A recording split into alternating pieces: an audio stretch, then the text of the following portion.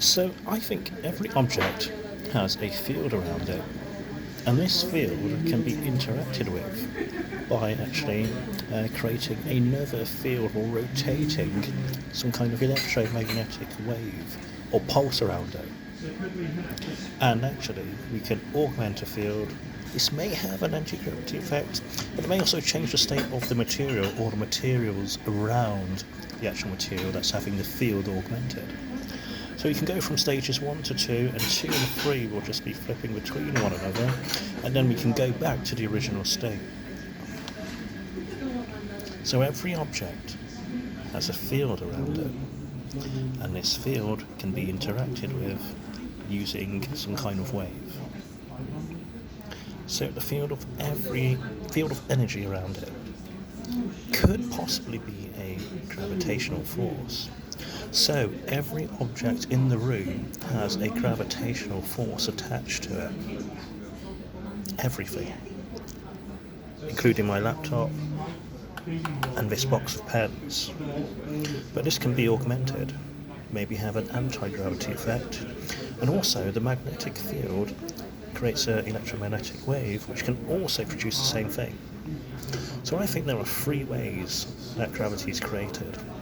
When the Big Bang took place, the electromagnetic wave was created, and we saw what was several forms of, energy or matter created alongside gravity.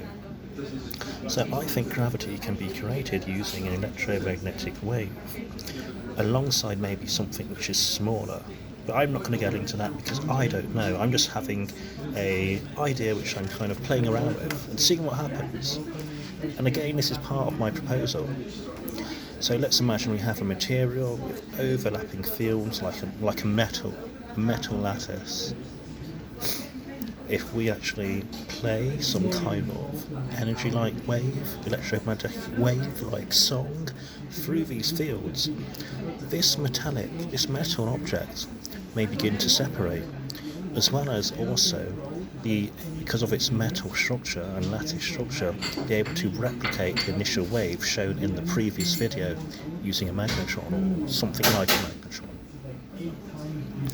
So now we're seeing what is the anti-gravity effect separating this lattice material, and this may be the basis for an idea of a new form of flight system. So we have the material, we have the orange field around it, and this red here is like a sine wave or a square wave, or a typical wave with its peaks and lows in various regions going from positive to negative, being played around the material. And this object B is in universe A, and universe A actually, this green is this radiation. So now we may be having some kind of interaction, and we're changing the state, not just of the field around the object, but also what's going on around the object in the universe or the environment. So we could be changing the state of some of A that collides with object B. So we have a frequency likely and a field around objects. So A plus B plus C may have an anti-gravity effect.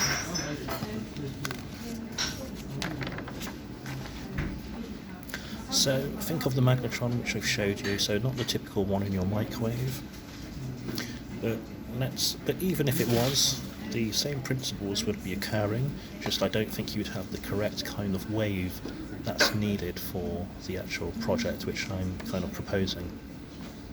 So, magnetron object. The object has a field around it, but because the object is actually, through energy transformation or energy translation, taking on the actual field or sine wave being created by this magnetron, this will begin to produce the similar waveforms created here, and that's interacting with this actual field.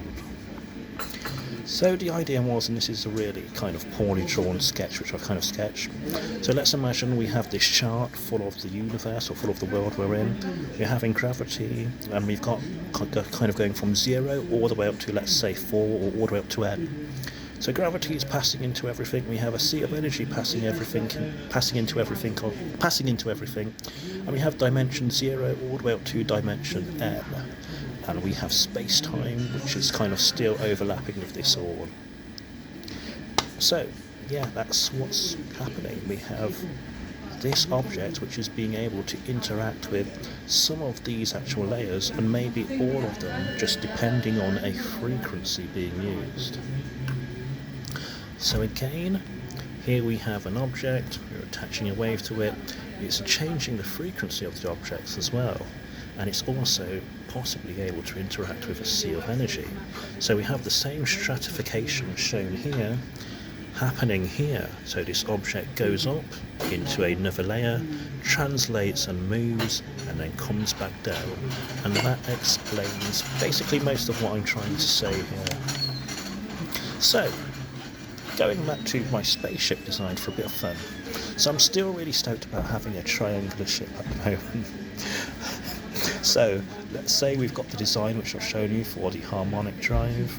That's kind of making this waveform. It's attached to these various sections.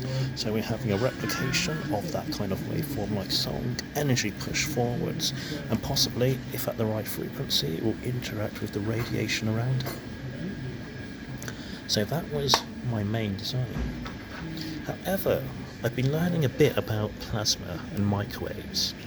So in this idea here, which is something I'm thinking about, which I'm not proposing, we have the same idea, and actually we use a microwave inside of it. So let's imagine we've got a jet engine here, some intake. At some point we're using a microwave that changes the state of the fuel or whatever you've put in there, and we have plasma, which is electromagnetic, which is going to interact with this electromagnetic vortex. And the idea now is this plasma is displacing this metal lattice for its transformation and translation of the energy field.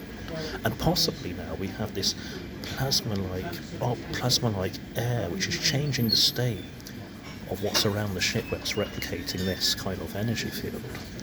And that is what I'm actually considering. So, just using a typical jet engine here and adding in a microwave and using plasma, but making the plasma move in a specific direction, and we're still carrying out the same functions here. However, maybe this might be more effective. So rather than using a metal to carry out the pattern, we are using the plasma to change the space-time, also carry out the pattern in space-time, which is only a silly idea I just had. Bye.